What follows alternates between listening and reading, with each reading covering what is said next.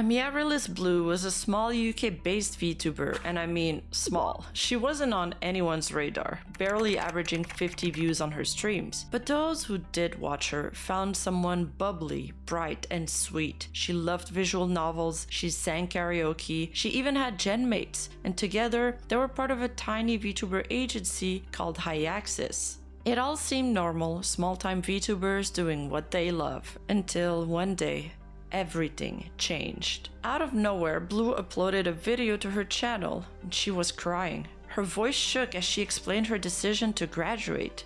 Why? Because her health was failing. She said she had been in a serious accident and was now paraplegic. She could no longer walk, and her condition was deteriorating fast. I'm gonna be graduating effective immediately. One of the reasons is that I can no longer get back access to my Twitch because, well, I don't have that phone number anymore and they're refusing to help. So the other thing is my health, because there's been something that I've been keeping secret for a while that I haven't really told anyone except close friends, but I wanted to go public now that a few months ago, I don't remember how long ago, sometime in the summer, I got into an accident. I won't go in detail because I don't want you guys to be too upset, but basically I can't walk anymore, and I was getting a bit better, but now my health is declining again, and it's really hard to do everything. So doing VTubing on top of daily things like getting out of bed and doing my exercises and eating and drinking, and it gets too much, so I need to leave before it gets too much, okay? In her Discord, she told her fans she'd sat on the decision for a while, but she couldn't, quote, physically do this anymore. It was heartbreaking, but nobody expected what would come next. On the day of her graduation, a post appeared on Reddit. It announced that Amiaryllis Bloo had passed away. She had suffered a fatal heart attack. Medics tried to save her, but failed. Fans were stunned. Many had just discovered her for the first time, and now she was just gone. According to the Reddit post written by a fellow High Access member, the entire agency was disbanding. They claimed they had lost access to all of their accounts. It was a perfect storm of tragedy. A young VTuber with a small but loyal following, gone too soon, and her story touched people. Her final video, which had barely gotten any views at first, suddenly exploded. Her graduation stream jumped from 50 views to over 77,000 views. And her TikTok account,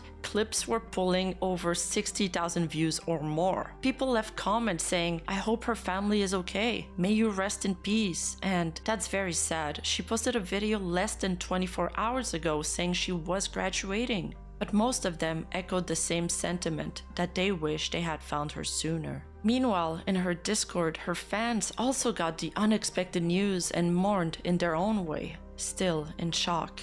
And her cousin, a girl named Maria, or Marionica, who was also her manager, made the rounds to confirm the news. In the High Access Discord, she formally announced Bloo's passing. She also explained that due to the sudden spike in attention, they were wiping Bloo's old content to protect any sensitive information. On top of that, Maria decided to step down from her position as manager of High Access. To most people, that all made sense. A family in grief, a sudden tragedy, a small community trying to heal. But there were a few things that didn't sit quite right. Why did the agency lose access to all the accounts just because Bloo died? Why did Maria seem a little too close to everything? And what was with that bizarre Reddit thread she posted after? For now, most people simply brushed it off. They were too busy grieving, celebrating Bloo's life, and supporting each other. But soon, the story would take a turn. A very unexpected one. Not long after the death announcement, a second Reddit thread appeared, also written by Maria. But this time, it wasn't about mourning. It was a complaint. The thread was titled, "Why does it take death for someone to become popular?" Maria wasn't just sad, she was bitter. Angry even, that Amiaryllis Bloo hadn't received this level of attention before her passing. She wrote, "Why does no one pay attention until someone is gone?" Earlier today, I posted the announcement that Amiaryllis Bloo died. Now, mere hours later, and she's gone semi-viral. The post had over 1k upvotes, and her graduation video now has 1.8k views. I just don't understand why the algorithm works this way, but when that post got downvoted, Maria complained about it in Blue's Discord server. It's gone back up now, but the fact it immediately got downvoted made me cackle. People hate me speaking the fucking truth. Like, the fuck is this? She's gone, and only now people are caring. I've lost all hope in humanity. A user tried to gently explain that it's normal for people to become curious after someone passes away. He said he understood her frustration, but added, irregardless of your disclaimer at the start, an unfortunate amount of people would take this the wrong way. But Maria wasn't having it. She replied, I mean, yeah, I get the curiosity, but it shouldn't have blown up this much. Then she said something no one really knew how to process. I can't be that selfish because I'm related to her in every sense, and I can easily impersonate her. True selfishness would be pretending to be her and never making her death public. It was strange, overly specific and unprompted, almost like a scenario she had already fought through. Yet most people brushed it off. They assumed she was grieving in her own way. But for a few, that line stuck with them. 3 months passed, the mourning slowed, tributes faded, and Hyaxis was officially gone. Amiaryllis Bloo had been grieved, memorialized, and quietly moved on from. But then, out of nowhere, she returned. Amiaryllis Bloo uploaded a new video to her channel. She was alive. She claimed she had suffered a heart attack, but had miraculously survived. Hello, my name is Amiaryllis Bloo. You may know me as the girl that died back in November, or something like that. Let me explain. Sorry, it's been a while. Let me explain what happened. She explained that during her hospital stay, she was unconscious, barely aware, and heavily medicated. At the time, she said she instructed the hospital not to contact anyone about her condition, so naturally her friends believed she had died. And while they were wrong to announce her death, she forgave them. It was all just a big misunderstanding. Her story was strange, but oddly believable. She didn't seem angry, just tired, but grateful to be alive, and unsure if she ever wanted to come back to the internet. But when she finally did, people welcomed her back with open arms. Many had missed their chance to support Bloo the first time, and they weren't going to make that mistake again. Her story, surviving a heart attack, battling chronic illness, and coming back from the brink, touched people, and especially those struggling with health issues of their own. Tribute videos were made, supporters gathered. She was no longer some unknown VTuber, she was inspiring. And then her channel blew up. During one of her live streams, you could literally see her subscriber count ticking up by the hundreds in real time.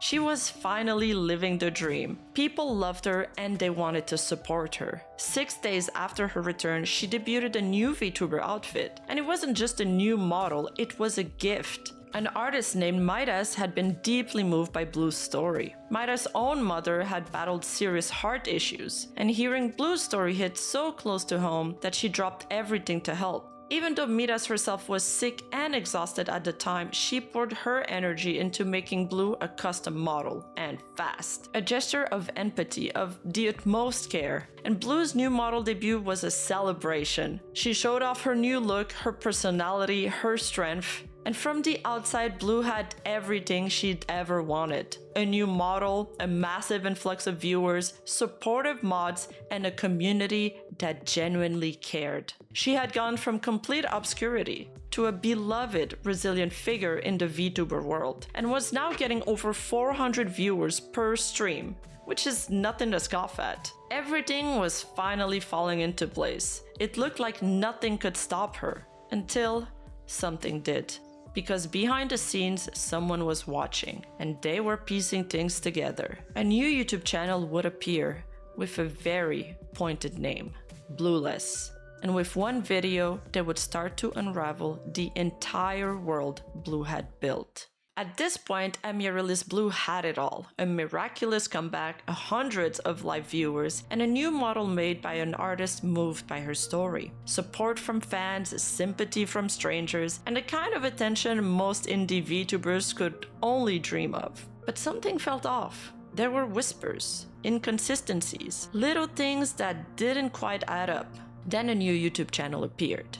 It was called Blueless, and on it, a video titled "The VTuber That Faked Her Death." At first, it didn't get much traction. Barely 100 views, but the content inside, it was damning. The video dove straight into the core of Hyaxis, Blue's original VTuber agency. Blue often streamed with her genmates, and they sang together, talked together, laughed together. But the Blueless video suggested something shocking. They were all the same person. Each genmate was just Blue doing different voices. Their audio tracks weren't naturally interacting, they were layered, and there was no genuine interruptions or flow between them. Just a one-woman performance. I'll go higher, and I'll go higher, and you couldn't take me down if you tried. But I might get the eye,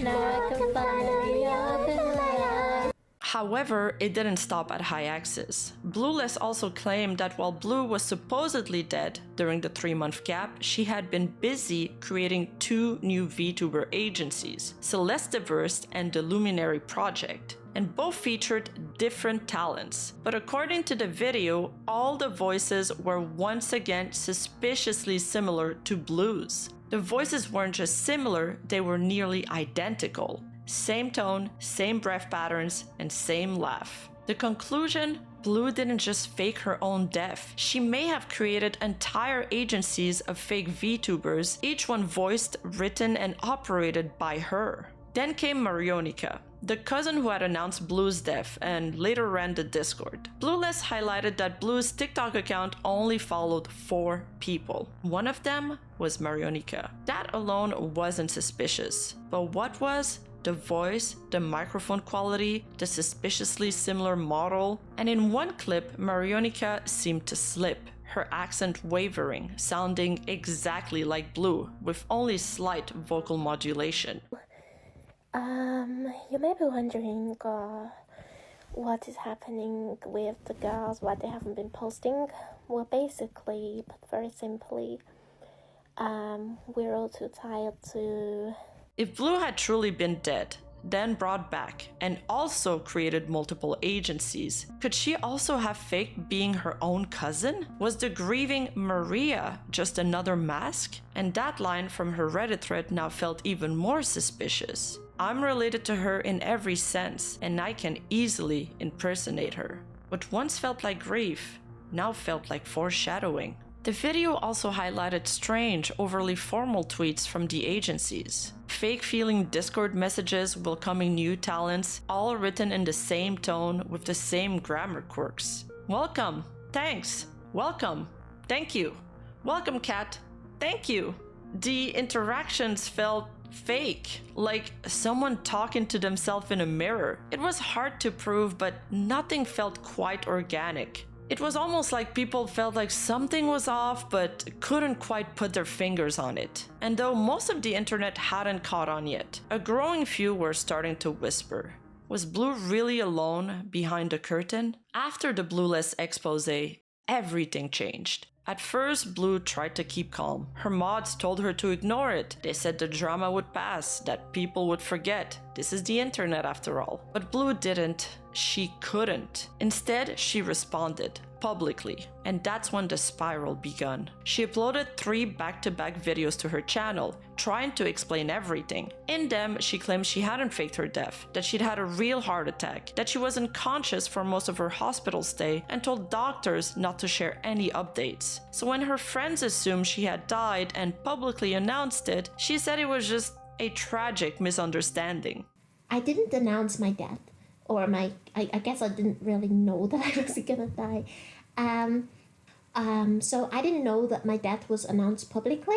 She then claimed her cousin, Maria aka Marionica, did know she had survived, but Bloo said she lied to protect her, to cover for her cousin's mistake. She even said her parents had encouraged it, believing they could profit from her sudden popularity. My parents knew. Not only did they know, but they actually went along with what she did. They enabled what she said. And why? Because, surprise, there was money involved. They saw an opportunity to monetize my channel once it had enough views, collect sympathy donations if that didn't work out, and of course all the attention. It just turned into a way for them to profit. In one video, she said she felt guilty, not because she lied, but because she didn't get popular for the right reasons, and that she wished her growth came from her content and not the tragedy. But the more Bloo tried to explain, the more people started asking if all of this was true, why did it sound like she was improvising? Up until that point, much of the controversy was contained and buried in obscure YouTube videos and small Discord servers. But when Bloo brought the allegations onto Twitter, that's when things started to truly unravel. Because by doing so, she had unintentionally alerted her entire fanbase to the drama. People who had never seen the Bluelist video started watching it, and it changed everything. Now even her biggest supporters were starting to question what they believed, and according to her own community, that was how many of them even discovered the Bluelist expose in the first place, because Bloo tweeted about it herself.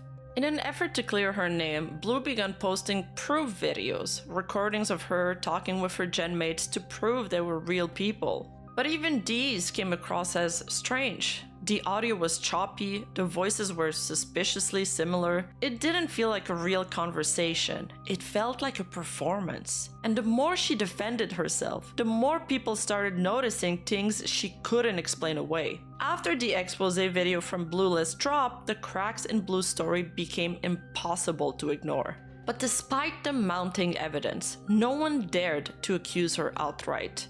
Bluelist, even with all the clips, side-by-sides, and analysis, still received significant pushback. Because while the voice comparisons and persona inconsistencies were suspicious, they weren't concrete proof. There was no medical records, no public admission, nothing definitive. And the idea of falsely accusing a sick, disabled girl, someone who had supposedly survived a heart attack and lived with paraplegia, was unthinkable to many. If people were wrong, the guilt would be enormous. So even those who felt something was off stayed silent. Despite Bloo's attempt to prove her genmates were real by uploading Discord recordings, the Bluelist channel escalated their analysis. They released direct voice comparisons, putting Bloo's voice side by side with her supposed genmates. In one clip, they compared Bloo's laugh with Momoiro's, and they weren't just similar, they were nearly identical in tone, timing, even the little vocal hiccup at the end of the laugh.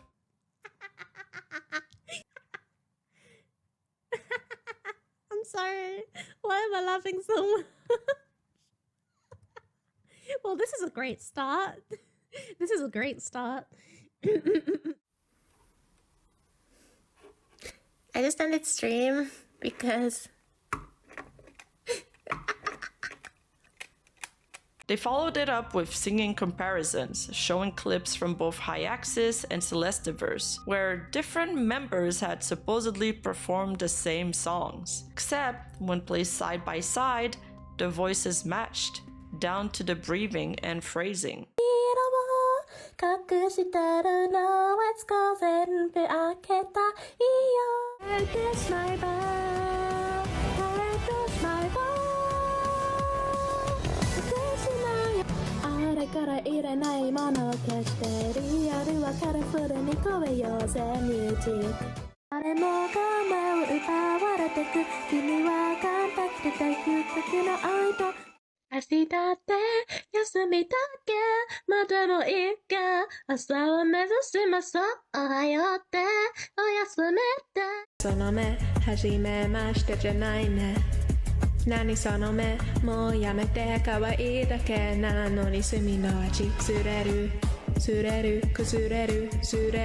It was clear they weren't multiple girls singing. There was one girl using slightly different pitches and styles, performing as different personas. But Bloo tried to dismiss it by saying, "We just grew up together. That's why we talk the same. We come from the same area." But at this point, even supporters were starting to realize this wasn't about talking the same, it was about being the same. But then came this. Momoiro, supposedly her genmate, was caught shopping for a laptop for Bloo. A strange thing for a coworker to do, unless they were the same person. But perhaps the most devastating contradiction came from her Dia Shizuku persona. A VTuber Bloo claimed was someone entirely different. On September 7, Dia uploaded a vlog walking through a public park. This directly contradicted Bloo's previous claim that she was paraplegic, a disability she had said was the reason for her graduation. One she had incorporated into her branding and used to connect with chronically ill fans. She even retweeted posts like this. Being chronically ill is not a gimmick or a trend, it's a shitty reality many of us have to live with. Except for Bloo, it apparently was a gimmick. Then she slipped. During a livestream, Bloo forgot to log out of one of her alt accounts named Riley Piley, and even left a comment on the Blooless video defending herself. Even if it was true, what does it change? She's still small enough for it not to matter. The mic quality could be explained by them being in the same room/studio. Maybe. But the other points are sort of valid, but really, who cares? Let her do what she wants. She's not really hurting anyone much. The account had previously uploaded footage of the same park that appeared in the Dia vlog, further proving that Riley, Dia, and Bloo were all the same person. Then there was Alex, Bloo's supposed boyfriend and Discord bot. He posted a reassuring voice message into the server. "You're probably the cutest community that I've ever met." And it was Bloo doing a male voice impression. Then came this absolute gem. Another quote-unquote man, Stefan, appeared in a Discord meeting for Luminary Idol Project, which was allegedly the other VTuber agency Bloo had started previously. And again, it was her. She was voicing every single participant in the call. And because I had to watch that video, you're going to have to do so too. So, my name is Stephen. I am the manager of you girls at Luminary Idol Project, Stellaire. Hello, my name is Amiaryllis Bloo, and I am a new VTuber. I haven't really done much yet, but Hello everyone, my name is Hoshka. I have been streaming for almost a week now and making content for almost a week. I'm really excited to work with you all. Oh hey, there's even a Pippa spotted in the wild. As the controversy escalated, other people started paying the price. Miras, the artist who created Bloo's model out of kindness, began receiving harassment. She had made the model for free, touched by Bloo's story because her own mother had battled a heart condition. But now her work was being tied to a scandal she had no part in. Once people started pointing it out, she deleted her tweets and posted messages trying to clarify her position. So I've just been shown some things that have left me incredibly distressed. I need time to get clarification on these things. Hopefully the proof to the contrary is substantial enough. I'm fucking shaking, I'm so upset. Until clarification, I have removed a recent project from my feed. If it returns, then I am confident in it again. If not, I will use less vague wording to express my insane disappointment. But the damage was done. A gesture of empathy had been turned into a source of anxiety. Then she decides to tackle the allegations head on. There are allegations against someone I made a model for. As such, I have pulled down my advertising tweets for them until a final resolution is reached. I have not disallowed her from using the model, and regardless of the outcome, bad or good, the design is so specific I wouldn't be able to reuse it, so if I pulled the rights, it would be wasted work. Circumstances of the model. I made it in 6 days, in various Discord voice calls, and I have whips I sent people in DMs to substantiate my claim with timestamps. I reached out because she came back from the dead because her claimed heart issues are very similar to that of my mother, and I felt incredibly emotionally incentivized to offer support since I can't support financially. So with her artistic direction, I kinda went sicko mode and made a model in blind speed mode. Of course, I spent a few days so engrossed in this project I neglected my own health myself, and I am currently now ill. When I posted publicly about the model, I was then bombarded with messages, DMs, and links to the allegations. If they are false, I don't regret supporting someone who has heart issues. But if they are true, I was a naive fool who didn't see past surface level presentation. Because in my mind, seeing my mother struggle daily, who would fake that? Regardless, false or true, it is not in my character to retract a gift made in earnestness. I just hope my blind faith is not misplaced. As the situation escalated and more eyes turned towards the Blueless expose, Blue entered panic mode.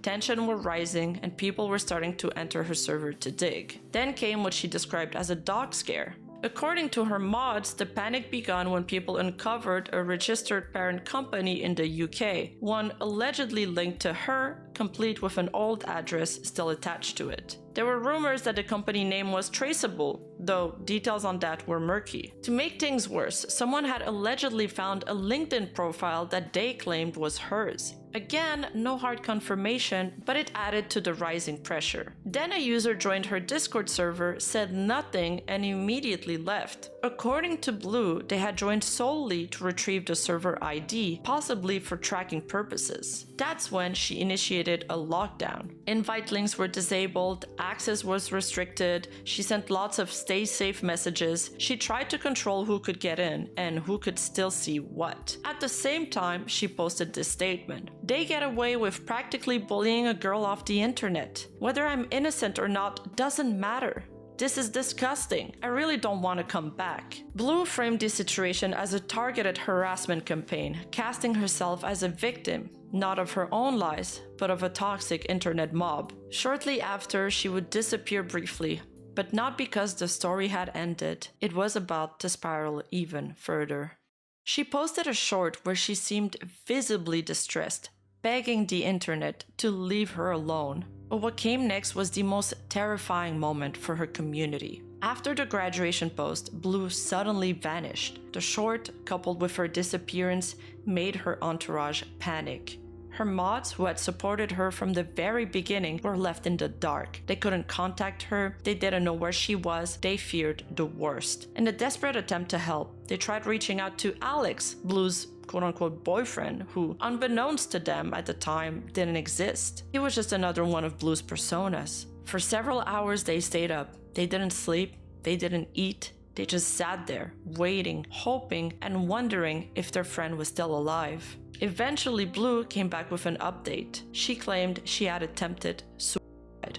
She said that she had been luckily found by a passerby, taken to the hospital, and then diagnosed with appendicitis. But the timeline didn't quite add up. During the first hour of her supposed suicide attempt, she had been messaging her artist Miras in private. But in their conversation, there was no mention of suicidal thoughts. There was no emergency, no panic. But when Blue was pressed with questions, she would often claim that she was too medicated to answer, saying things like, "Sorry, I'm really high on morphine right now, let's talk later." It became her go-to explanation, a kind of catch-all defense. And while pain medication can use confusion, it did raise questions when she was still posting on YouTube and Twitter during her supposed hospital stay. But for the mods, people who had just spent hours fearing for her life, the emotional damage was real. They would later say this moment shattered their trust more than anything else. Later on, she decided to announce her graduation. She was completely done. At this point, there were just too many inconsistencies to ignore. Her moderators finally reached their breaking point. They decided it was time to confront her directly. First, the mods tried reaching out to either Amy, short for Amiaryllis, or Moimoro. Both accounts allegedly active at the same time, but only Momoiro responded. They asked her to join a voice call to discuss the allegations from the Blueless video, specifically the Riley account and a few others. They call her Amy and make it clear that they want straight answers this time. This probably isn't going to work through text. Can you just join the call? But Momoiro refuses. The walls here are really thin, she says. Guys, it's almost 10 p.m. I can't. The mods press on anyway. Spectre, one of the few remaining people trying to get clarity, replies, "We're a bit done with all. We just want honesty from you." Momoiro suggests maybe they could add Amy to the call, but claims she's probably sleeping. Spectre isn't having it. Then can both of you call tomorrow at the same time? I've stopped being convinced. Then the questions start to hit harder. How real is Alex? Momoiro responds with deflection, claiming she has proof, and sends a screenshot, supposedly from Amy's account, meant to show she was sharing YouTube Premium subscription with a real friend. She said Amy had sent it to an investigator as evidence. But one question lingered. Why did Momoiro have this screenshot from Amy's account? No one gets straight answers, and Spectre continues pushing. What about you playing piano? Why did you play the same song the exact same way twice like it was a misclick? Why did Amy say muscle memory just for you to repeat the line, not her? And what about today's video? Was it pre-recorded? Scripted? Why were you two in a call for 30 minutes for a 3-minute upload? Why did Amy bring up the hospital beep so many times like she wanted to sell the idea she really was there? Momoiro replies, "You're all overthinking too much. I understand, but please take a moment to calm down." But Spectre's done playing nice. Amy, Momo, whoever you are, I want to, but can we get a truth? I've been fed lie after lie after lie. I'm so done with it. We all are. The sheer lack of evidence, it's just stupid. Momoiro finally snaps. Amy isn't going to come back on her account. She didn't even want me to tell anyone, but I have to now, don't I? Someone close to her has been fully doxxed due to the situation, so she's shutting down everything. She's never coming back. So none of it matters anymore. Whether it was true or not doesn't fucking matter. But it did matter. It mattered to the people who had spent weeks supporting her, defending her, worrying for her. All they wanted was one thing: the truth. Spectre replied calmly, "You know, I really did think, I don't care if she lies. I just want her to be happy and healthy. We all did. But time and time again, we've just been disappointed and tired." Momoiro didn't flinch. "Can't you realize how serious this is? It doesn't matter. None of this matters." Spectre, Amy, you tried. You really did. You could have gone places. Momoiro snaps back. "I'm not her, but you won't fucking believe me, so whatever." Spectre stayed grounded, still searching for something honest. "I just wanted to hear, hey, I'm sorry for lying about this. But isn't it weird? You haven't both talked at the same time in a live call with multiple people. That alone could have proven something, could have shut us up. Could have not misclicked, could have not fed us more lies. Also, what about the suicide attempt? Why didn't Amy show hospital papers? Why is your birth certificate date incorrect? I don't care. I want to hear it. Because that's you, right?" And instead of answering, Momoiro turned it back on them. "Yeah, I knew that was gonna happen. Alright, just believe what you want." They ask her again, "Just give us some proof." But Momoiro shuts down. "Nothing I will say will change your fucking mind. I'm so fed up with this. I never wanted to be dragged into this. I hate the internet. I hate her. I want nothing to do with it anymore. I'm logging out and never coming back." Spectre's final words? "Seek therapy after this, with all respect." Momoiro says she will, and that's where the call ends. It was the straw that broke the camel's back. For the mod team, this wasn't just a failed confrontation. It was a confirmation that they had been deceived from the start. That was the moment they finally decided it was time to reveal everything. The mod expose didn't reveal anything new. Not really. It just confirmed what many already feared, and what Blue had worked so hard to deny. Yes, she was every member of High Axis. That was now beyond doubt. 100% confirmed by them out of the horse's mouth, and I can show you proof of this. They have confirmed that they themselves were all of the members of High Axis. And when her story began falling apart in the background, she started spiraling, freaking out in mod chats, trying to maintain control over a collapsing narrative. Then came the suicide scare, the same story she had already told her fans. But now her own mod team was laying it out in painful detail. They had tried to contact Alex, the man she claimed was her boyfriend, only to realize he didn't exist. She had been talking to herself. She claimed a passerby found her and that doctors diagnosed her with appendicitis, a detail that strangely matched a story Momoiro had told a year earlier. An interesting scenario in all of this is that last year, Momo had appendicitis too. She had also once claimed to be on an oxygen tank, and this was a huge point most people defending her would rely on, though even the mods admitted they had no way to verify whether that part was true. What they could confirm was that she created numerous alternate accounts, commenting under her own videos, defending herself on Reddit, and even making threads on 4chan to control the narrative. In one case, she even made up an entire persona who was supposedly dating Momoiro, a character that, again, she was also playing. This is the other person. This Noir individual. I'm gonna pin this. That's another one to get into. Yeah, Noir's not real either. The cousin, they're also not real. Apparently, they were dating Momo. But Momo's Ami.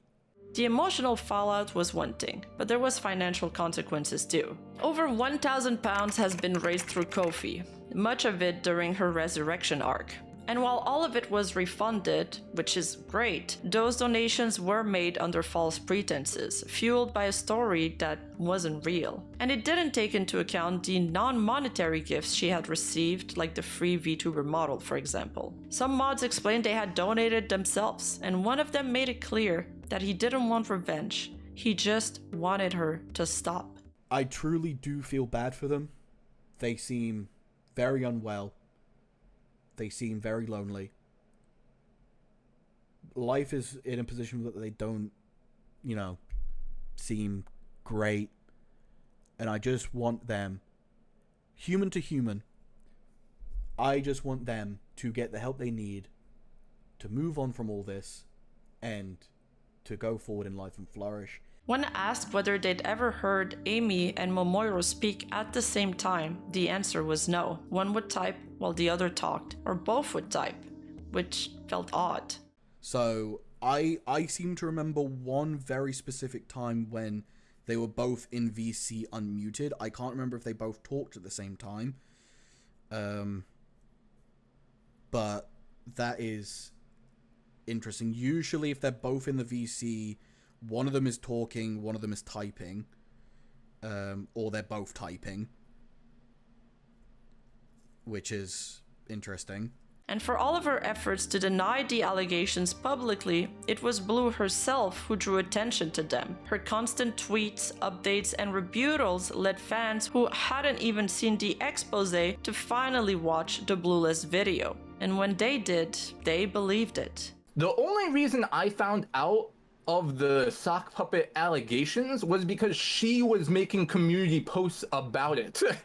And I was like, I looked at the community post and I'm like, what is happening? Because it would not have been on my radar if it wasn't for her bringing any attention to it. And if you guys watch any of those videos, it holds a lot of ground. It's like really hard to wave off so much of it as coincidence. In the end, it all unraveled. Her cousin was her genmates were her boyfriend was her, and even her illness, her injuries, her near death, all of it was tangled in deception. It was impossible to make up what was true from what was false anymore. And the people who tried to protect her were left holding the truth she refused to say. But beyond the alt accounts, fake personas, and stage drama, what made this hurt most was the emotional damage Blue left behind. Because if there's one thing she did right, it was build a community, a tight-knit group of kind, supportive people who genuinely cared about her. Many of them shared similar struggles. Some were chronically ill, some disabled, and they saw themselves in her. So when the truth came out that it was all a lie, the betrayal cut even deeper. I spoke to a few of them, and they were some of the nicest people I've ever interacted with. And what they felt wasn't just anger, it was grief. These are some of the message typed in the Blue refugee server right after the announcement. I'm fucking crying. Actually, disabled people can't have shit. She was my idol because I finally found a VTuber who struggled with disability like me. And it was all fake? She faked her disabilities? I was so happy to have someone to look up to. I cried over her quote-unquote death when we thought she passed. I feel so stupid. They didn't just lose a creator, they lost someone they thought understood them. And that kind of betrayal, especially for people already caring so much, is the kind that lingers long after the story ends. On top of that, her lies had real-world consequences for people who were just trying to help. Miras, the artist who had created Bloo's model for free out of empathy for her story, was later subjected to harassment and backlash once the deception came to light, and still took several weeks to recover from the physical exhaustion of having to rush to finish Bloo's model. She had believed Bloo and tried to support someone she thought was genuinely struggling. Instead, she found herself caught in the fallout of a lie she didn't ask to be part of. Eventually, Bloo admitted to some of her lies, just not all of them. She claimed that the other girls from her agency were never real, just imaginary friends she made up to cope with loneliness. That she'd always dreamed of being an idol group, but none of her IRL friends were interested. So she decided to make her own. Everyone, she said, was made up, except her cousin, Marionika, who she insisted was a real person, just helping out for fun. But even in this partial confession, she couldn't help but twist the truth. She refused to admit that Dia Shizuku or Marionika were alts. Instead, she claimed that maybe during her hospitalization, Dia had been logged into accounts and using their credential without her knowledge. Adding, if there were any uploads or messages from them during that time, probably stopped once it became kind of pointless, I didn't check. And when it came to Momoiro, she still insisted. Momo isn't an alt either. Eventually though, Bloo admitted to it all. She posted a final message, a Google Doc titled Graduation, My Story, where she came clean about the lies, the personas, and the damage she caused. In it, she said she never intended to hurt anyone, that she started VTubing as a form of escape, and somewhere along the line, she forgot what was real.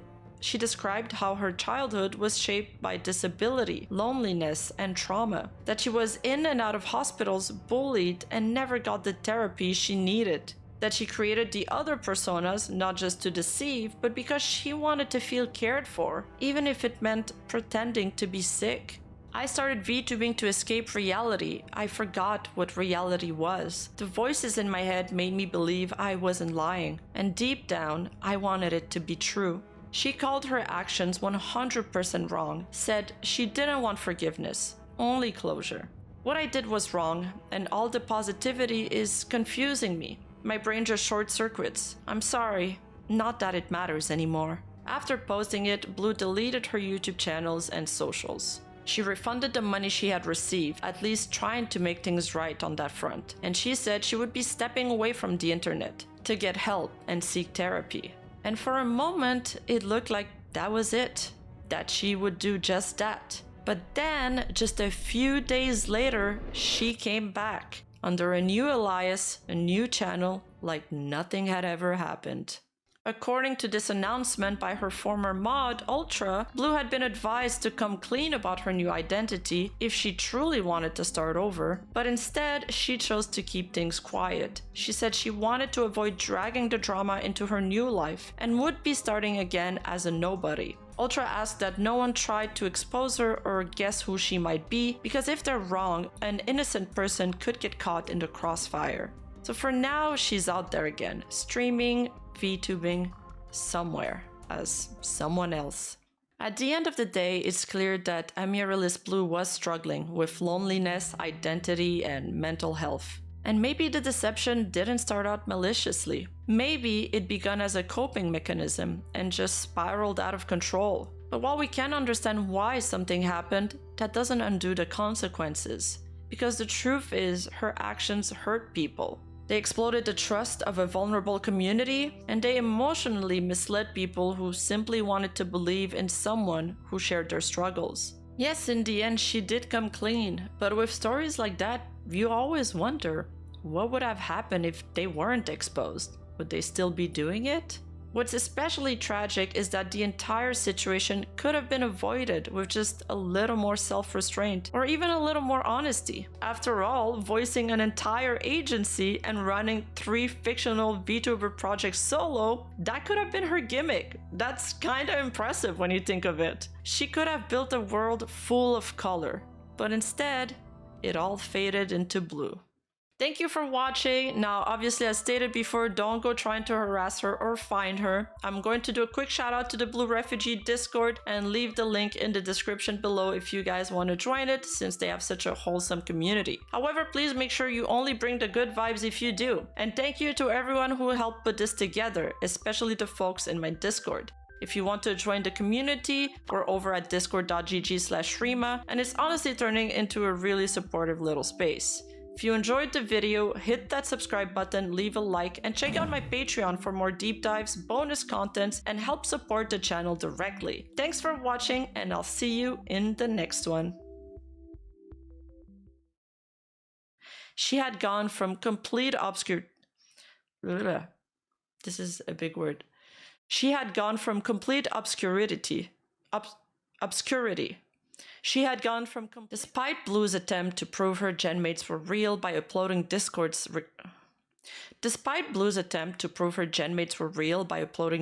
recording. In one clip, they compared Blue's laugh with Momoiro's.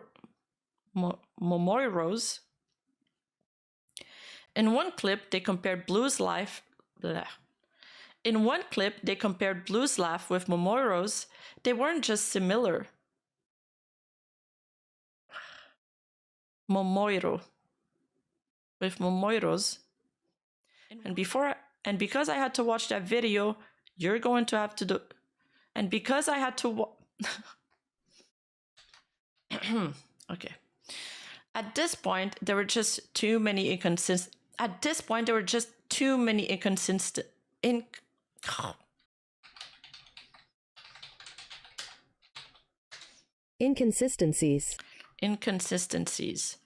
At this point, there were just too many inconsistencies to ignore. Inconsistencies. At this point, there were just too many inconsistencies. Oh, shit.